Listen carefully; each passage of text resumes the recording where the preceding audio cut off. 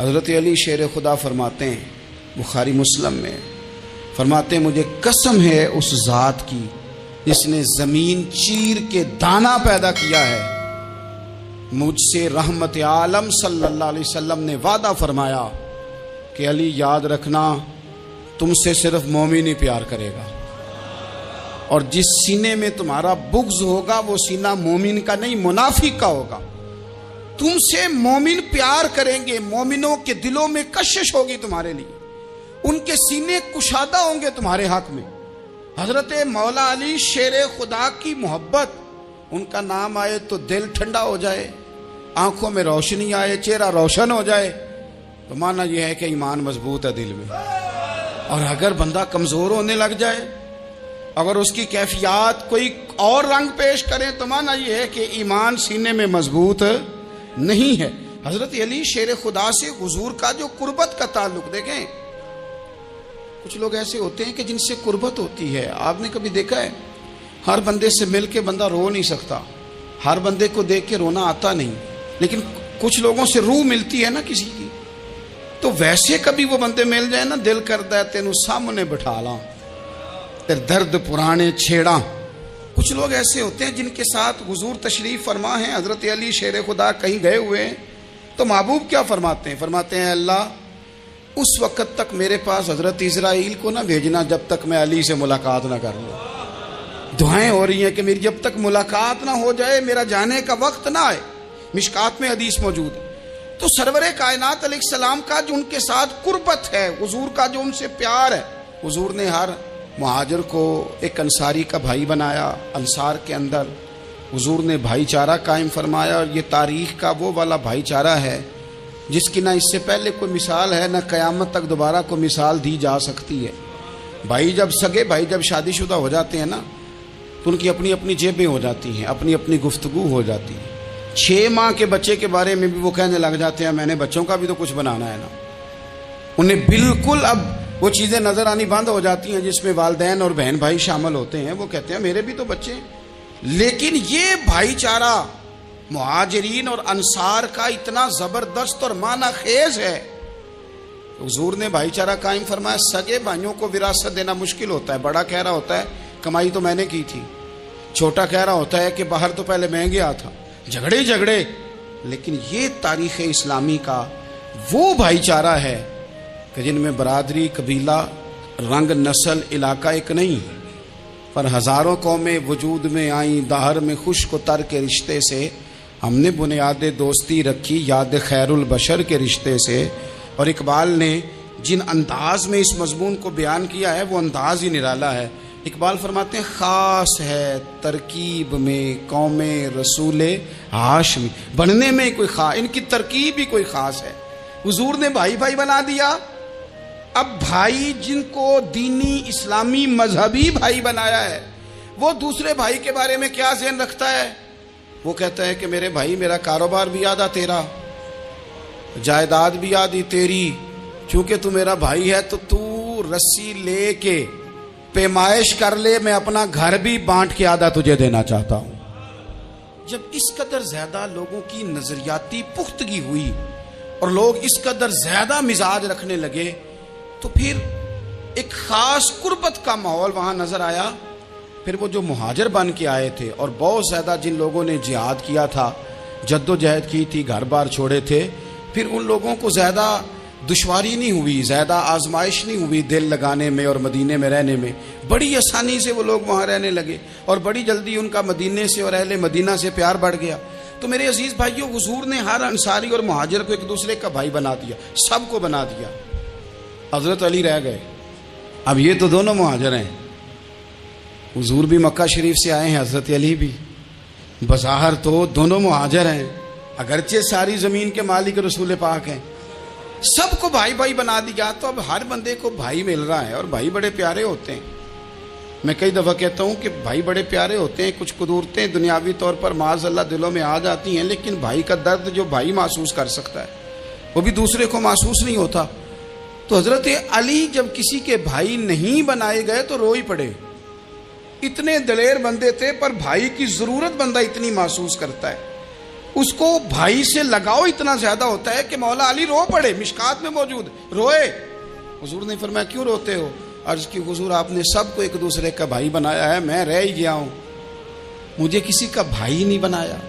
اب وہ آنسوؤں میں لپٹی ہوئی وہ بات حضرت علی نے عرض کی تو محبوب نے فرمایا علی انت اخی فی الدنیا والآخرہ، فرمایا علی تو میرا بھائی ہے، اور نرا دنیا میں نہیں، تو دنیا اور آخرت میں میرا بھائی ہے، تو میرا بھائی ہے دنیا میں بھی اور آخرت میں بھی۔ تو حضرت مولا علی شیر خدا کرم اللہ تعالی وجہہ الکریم کے جو فضائل ہیں، جو ان کے خصائص ہیں، ان کی جو فضیلت کی باتیں،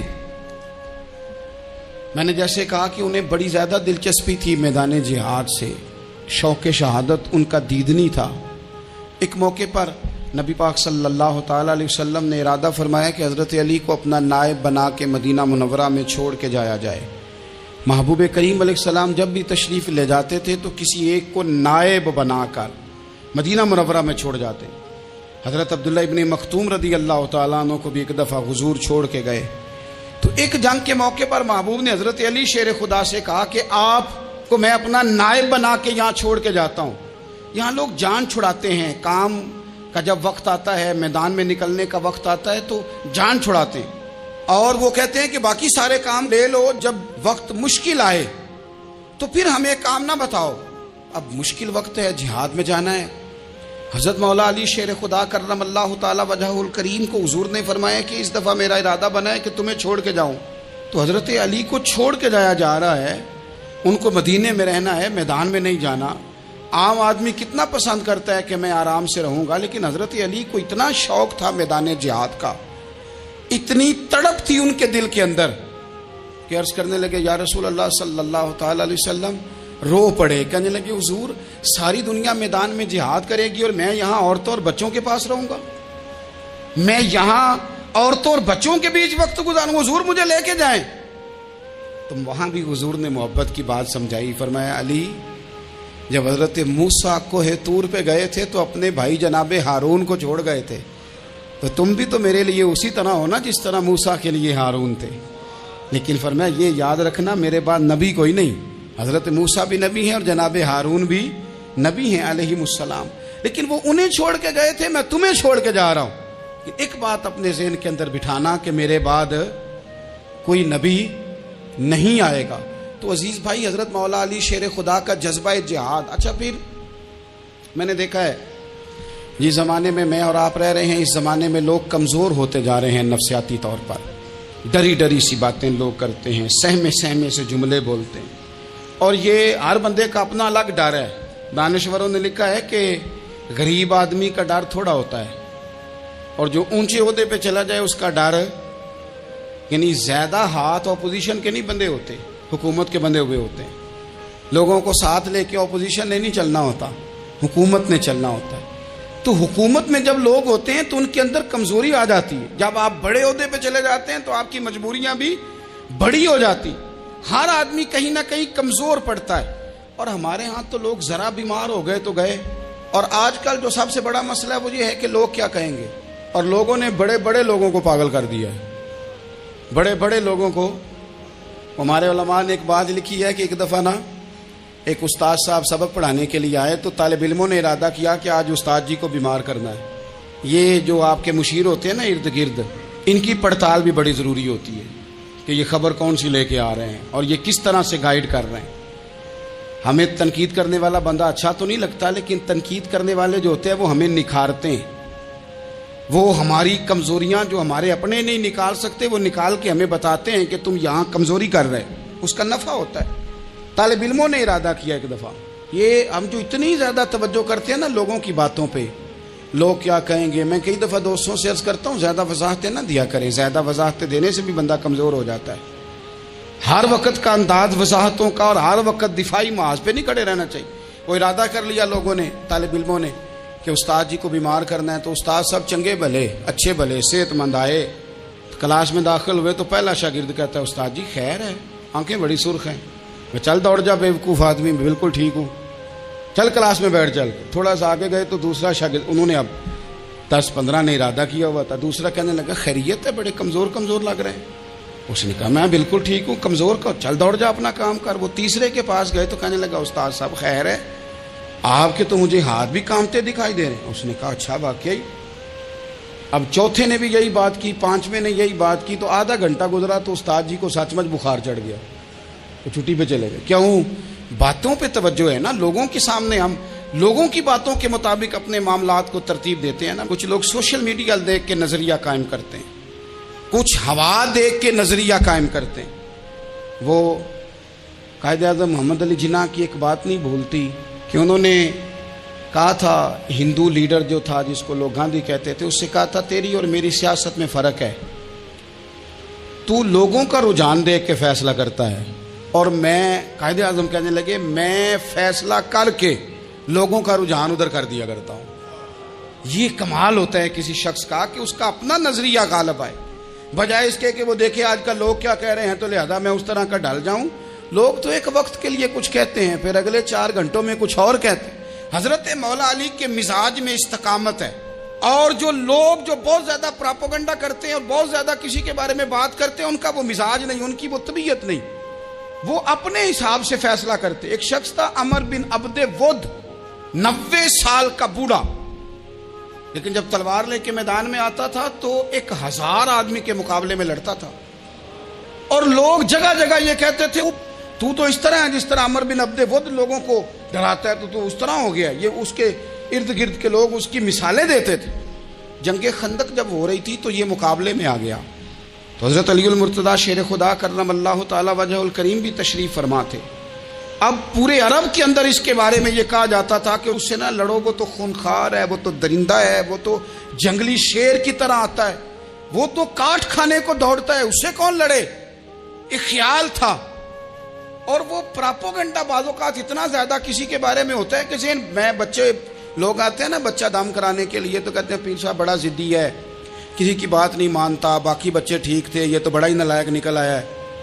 تو میں کہتا ہوں کہ آپ اس کے سامنے یہ والی باتیں نہ کریں, یہ پکا ہو جائے گا کہ میں ضدی ہوں. تو آپ ذہن بنا رہے ہیں اس کا کہ تو اس طرح کا ہے. ذہن بنا دیا لوگوں نے کہ عمر ابن عبد ود کے مقابلے میں کوئی نہیں آ سکتا. خندق میں یہ آیا, اس نے للکارا مسلمانوں کو, آؤ وہ تمہاری جنت کدھر ہے جس کے بارے میں تم کہتے ہو کہ ہم شہید ہوں گے, تو آؤ میرے مقابلے میں نکلو. جب اس نے پہلی دفعہ للکارا تو ابھی بات ختم نہیں ہوئی تھی کہ مولا علی تلوار لے کے اللہ اکبر کہتے کھڑے ہو گئے. حضور نے فرمایا بیٹھ جاؤ, حضرت علی پھر بیٹھ گئے. وہ پھر پکارا اٹھو کوئی میرے مقابلے میں, تو مولا علی شیر خدا پھر کھڑے ہو گئے, پھر کھڑے ہو گئے. حضور نے فرمایا بیٹھ جا. ایک شخص نے کہا علی یہ عمر بن عبد ود ہیں. فرمایا مجھے پتا ہے. نہیں سمجھے آپ بات, میں آپ کو سمجھا کے لایا ہوں پیچھے سے کہ پراپوگنڈا کرتے ہیں نا لوگ, ہو آگے نہ جانا, یہاں کرنٹ بڑا زیادہ ہے, وولٹیج بڑے سخت ہیں, تو آگے نہ بڑھنا. بھائی کیا ہو جائے گا, اٹھ باندھ کمر کیوں ڈرتا ہے, پھر دیکھ خدا کیا کرتا ہے. حضرت علی تیسری دفعہ اس نے کہا نا ہے کوئی, تو حضرت علی پھر اٹھے. اب تو رسول پاک صلی اللہ تعالی علیہ وسلم نے تھپکی دی. بعض جگہ یہ ہے کہ حضور نے خود تلوار تھمائی, سر پہ امامہ باندھا, اور حضور نے فتح یابی کی دعا فرمائی. حضرت علی گھوڑے پہ بیٹھے نکلے, اور جب اس کے سامنے گئے تو جا کے کہنے لگا میرا پتہ ہے. حضرت علی فرمانے لگے تو اپنا چھوڑ, میرا پتہ ہے تجھے, مجھے تو جانتا ہے. کہنے لگا میں 1000 کے مقابلے میں اکیلا لڑتا ہوں.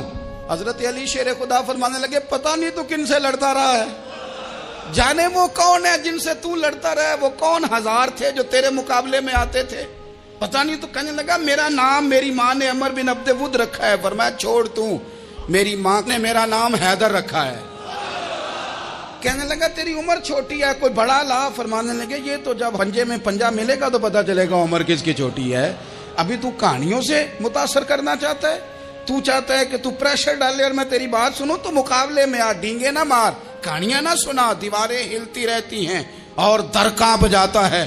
علی کا نام سن کے اب بھی خیبر کانپ جاتا ہے. تو مقابلے میں آ, تو باتیں بنا رہا ہے, کہانیاں سنا رہا ہے. وہ کہنے لگا تو بچہ ہے, میں چاہتا نہیں تیرا خون بہاؤں. تو حضرت علی کہنے لگے میں بڑے دن سے پریشان ہوں کہ کسی بے ایمان کا خون بہایا کیوں نہیں. میرا بڑا دل کر رہا ہے تیرا خون بہاؤں. اس نے بڑی زوردار ضرب لگائی. غصے میں اتنا پاگل ہوا, کیونکہ اس کے بارے میں معروف تھا کہ وحشی مزاج آدمی, اتنا سخت پاگل ہوا غصے میں, اس نے اپنے گھوڑے کے پیر کاٹ ڈالے. پہلے تلوار گھوڑے کو دے ماری, اس کو کاٹ کے دوڑا. یہ کیوں کرتے تھے لوگ؟ عرب کے لوگ اس وقت یہ کام کرتے تھے کہ ہم نے گھوڑا ہی مار ڈالا ہے تاکہ ہم بھاگ نہ سکیں. کہتے ہیں نا کشتیاں جلا دی ہیں کہ اب واپس جانے کا راستہ ہی بند ہو جائے.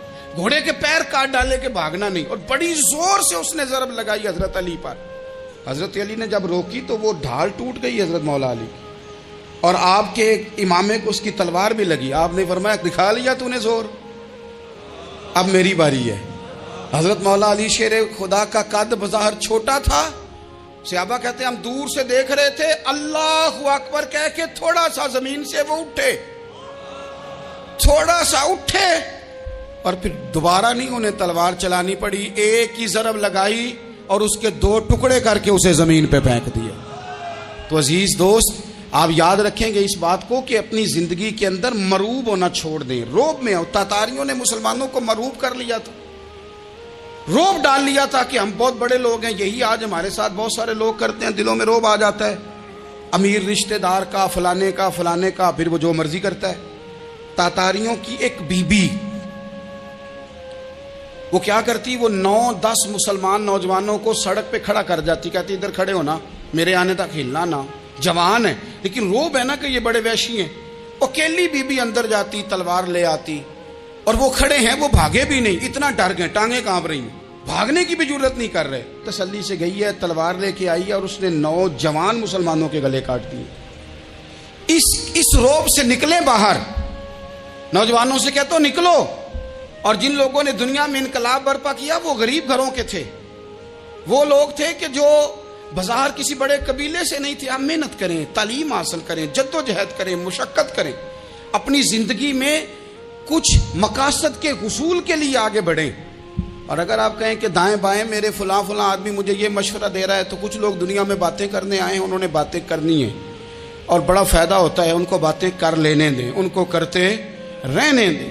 کام کرنے والا بندہ کام کرتا ہے اور کرتا ہی چلا جاتا ہے, وہ منزل تک پہنچ جاتا ہے. تو حضرت علی کے مزاج میں دلیری ہے, ہمت ہے, ایک بات. اور دوسری بات دانائی, حکمت. یہ جو ہمارے فیصلے ہیں نا جذباتی, اور جناب آج فلانے نے یہ کہہ دیا تو میرا پروگرام یہ بن گیا, تو پھر کل کسی نے اور کچھ کہہ دیا تو میرا پلان اور بن گیا.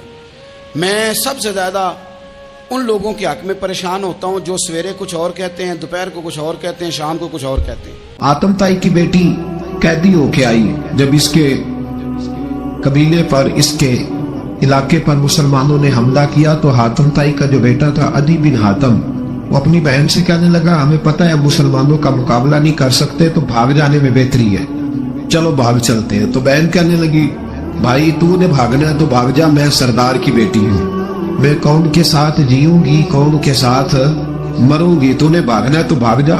عدی بھاگ گئے ڈر کے. یہ خاتون جو تھی ان کو گرفتار کر لیا مسلمان عورتوں نے, تو کہ یہ تلوار لے کے آئیں گی لڑنے کے لیے. ابن اسحاق ابن حشام دونوں کتابوں میں روایت موجود ہے. یہ خاتون کہتی ہے کہ میں نے بڑے تگڑے سوال تیار کیے, کیونکہ معاذ اللہ سبحا معاذ اللہ میرا خیال تھا وہ نبی نہیں وہ بادشاہ ہیں, وہ ایک اسٹیٹ کے سربراہ ہے, وہ حکمران ہے, میں معاذ اللہ نبی نہیں. میں نے بڑے تگڑے سوال تیار کیے اور میں اپنے آپ سے کہہ رہی تھی میں ایسی باتیں کروں گی مسلمانوں کے نبی سے کہ انہیں جواب نہیں آئے گا. معاذ اللہ سبحا نقل کفر نہ باشد. کہتی ہے میں حضور کے سامنے لائی گئی گرفتار کر کے, اور جب مجھے حضور کے سامنے کھڑا کیا گیا نا تو میرا سر ننگا تھا. توجہ ہے میری بات پر, میرا سر ننگا تھا تو میرے ذہن میں بڑے سوال تھے, میری گردن اکڑی ہوئی تھی. حضور نے میرا ننگا سر دیکھا تو محبوب ممبر سے اٹھے, اپنے کندھوں سے مدثر والی چادر اتاری, اور حضور علیہ السلام نے حاتم تائی کی بیٹی کے سر پہ دے دی. یہ بھی کہتی ہے جب حضور کی چادر آئی تو میری اکڑی ہوئی گردن خود بخود جھک گئی نیچے کی طرف, خود بخود جھک گئی. سوال ابھی بھی میرے ذہن میں موجود تھے. اتنے میں ایک صحابی حضور کی بارگاہ میں آئے اور عرض کرنے لگے یا رسول اللہ صلی اللہ علیہ وسلم یہ کافر کی بیٹی ہے, مشرک نجس ہوتا ہے, تو میں اپنی چادر نہ دے دوں, آپ اپنی لے لیں, کافر کی بیٹی ہے. تو محبوب نے اس کی طرف جلال کی نظروں سے دیکھا, فرمایا خاموش ہو جا, بیٹیاں برابر ہوتی ہیں. تیاں سانجیاں ہوتی ہیں. وہ کہتی ہے جب حضور نے کہا نا بیٹیاں برابر ہوتی ہیں تو میرے اندر سے ایک آواز نکلی. میں نے کہا وہ حاتم طائی کی بیٹی تو غلط تھی, یہ بادشاہ نہیں ہے تو اللہ کے سچے رسول ہیں. بادشاہ تو سخت سزائیں دیتے ہیں. کہتے حضور میرے قریب آئے اور آ کے کہنے لگے تو سردار کی بیٹی ہے, تیرے باپ میں اچھی خصلتیں پائی جاتی تھی, بتا تیرے ساتھ کیا معاملہ کروں, کیا معاملہ. یہ حضور کی پسند ہے, کیا معاملہ کرو. تو کہنے لگی میں چاہتی ہوں مجھے آزاد کر دے. کہتی مجھے امید نہیں تھی. حضور کہیں گے ٹھہر جا, بیٹھ جا, بات کرتے ہیں, مشاورت ہوتی ہے, پھر اس کے بعد کوئی فیصلہ ہوتا ہے. کہا آزاد کر دو. کہتی حضور نے میرے کہنے پر فوراً ہی اگلا جملہ ہی نہیں کہا, فرمایا جا تو آزاد ہے. کہتی ہے میں نے ایک جملہ اور کہا, میں نے کہا میں اکیلی نہیں جاؤں گی, سارا قافلہ آزاد کرو. اب تنگی یہ داماں پہ نہ جا, اور بھی کچھ مانگ ہے آج وہ مائل باتا, اور بھی کچھ مانگ. کہنے لگی اکیلی نہیں جاؤں گی, سارا قافلہ سارا قبیلہ آزاد ہو. حضور نے فرمایا تو پتہ نہیں کیا سوچ رہی ہے, تو جہاں آئی ہے وہاں سے خالی جاتا ہی کوئی نہیں, سارا قافلہ. حضور نے فرمایا بھی اس کے قبیلے کو کھانا وانا کھلاؤ اور سارے ہی آزاد کر دو. واپس گھر گئی تو اپنے باپ کو, اپنے بھائی کو بلایا, بلا کے کہنے لگی بھائی وہ بادشاہ نہیں, وہ نبی ہیں. بادشاہ نہیں وہ, اب تو جن کو فقیر ہونا چاہیے تھا وہ بھی بادشاہ بن گئے. بادشاہ سلامت, بادشاہ سلامت. میں رات بورے والے میں تھا, میں تھا وہاں دور, تو 2-3 بچے نا جو ہاتھ باندھ کے کھڑے ہو گئے. اب حضور نے فرمایا کہ اس طرح کا معاملہ نہ کرو جیسے مجوسی اپنے بادشاہوں کے ساتھ کرتے. میں کہ پتر بیٹھ جو, کہتے نہیں ساڑی ڈیوٹی ہے. میں کہ کیس لائی ہے, میں بادشاہ سلامت ہوں. بیٹھ جو کرسی تیرا آمدہ, کیا چکر چل گیا ہے, ہاتھ باندھ کے کھڑے ہونا, کونوں میں کھڑے, کیا اس کا مطلب. ادب اداب ہے, کرنا چاہیے, لیکن یہ کیا لوگوں کو سزا ملی ہوئی ہے کہ وہ بیچارہ جو غریب آدمی, ادب اداب صرف اس کی ذمہ داری ہے. ماڑا آیا تو پیر صاحب نے ادب پہ لگا دیا, اور تگڑا آیا تو خود ادب کرنا شروع کر دیا. یہ کس قسم کا تماشا ہے, یہ کوئی طریقہ نہیں. ادب اداب ہونے چاہیے, لیکن غریبوں کو سزا, انہیں سزا نہ دو اگر بیچارے آ گئے تمہارے آستانہ عالیہ. بہرحال آمدام برسر مطلب کہنے لگی میں دیکھ کے آئی, جو بادشاہ نہیں نبی ہے. تو ادھی کہنے لگا میں عورتوں کی باتوں پہ یقین نہیں کرتا, میں خود جا کے دیکھوں گا. میں نے کہا غریبی میرے نبی کی پسند ہے. حضور نے اللہ سے غریبی مانگ کے لی ہے, کہا یا اللہ مجھے زیادہ پیسے نہ دینا, ایک وقت کی روٹی دینا. اور حضور فرماتے رب نے اختیار دیا ہے, اگر میں چاہوں تو خود پہاڑ سونے کا بن جائے اور میرے ساتھ چلا کرے, پر میں نے اللہ سے زیادہ دولت مانگی. او بھائی دولت بڑی پیاری ہوتی تو سب سے زیادہ میرے نبی کی تجوریوں میں ہوتے ہو. حضور نے دولت بانٹی ضرور ہے, لیکن حضور نے اس سے پیار, یاد رکھے ہم تو پاگل ہو گئے پیسوں کے پیچھے بھاگ بھاگ. جو سڑک پہ ادھر جا رہا ہے وہ پیسے دینے جا رہا ہے, جو ادھر جا رہا ہے وہ لینے جا رہا ہے. پیسے کا چکر ہے, پیسے کا چکر, پیسے